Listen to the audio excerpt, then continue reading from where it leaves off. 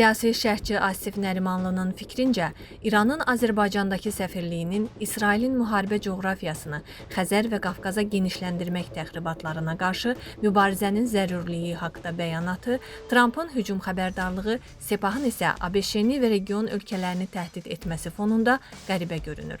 Bəyanatda deyilir, Naxçıvana şübhəli PUA zərbəsi hadisəsindən, İran limanlarının və Xəzər dənizindəki kommersiya gəmiçiliyinin hədəfə alınmasından, habelə Xəzər üzərində mülki aviasiya təhlükəsizliyinin təhdid edilməsindən sonra ABŞ və İsrail İranın Azərbaycan Respublikası ilə həmsərhəd bölgələrinə hücum edib. Səfirlik iddia edir ki, ABŞ və İsrail müharibə alovunu Xəzər dənizi və Cənubi Qafqaza yaymaq məqsədi ilə təxribat qurub.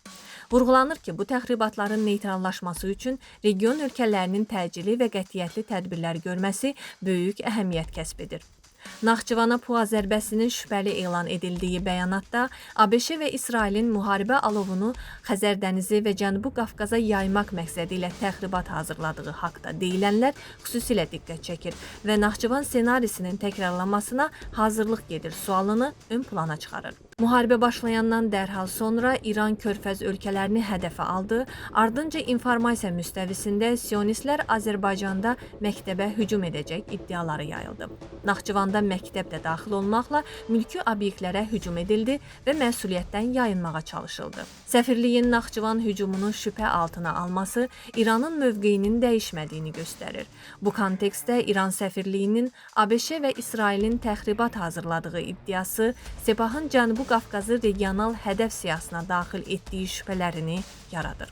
Belə bir hücum olarsa, səfirliyin bəyanatı İran üçün alibi rolunu oynayacaq.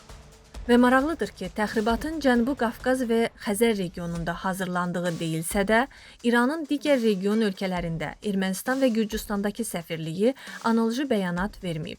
Azərbaycandakı səfirliyi niyə belə bir bəyanat verdi? İctimai rəyi hansı istiqamətə fokuslanmaq cəhdləri edilir? Şübhələr çoxdur. Dəyərli izləyicilər, ölkə və dünya gündəmi ilə bağlı xəbərlər təqdim etməyə davam edəcəyik. Öz fikirlərinizi şərh bölümündə qeyd etməyi unutmayın. Sağlıqla qalın.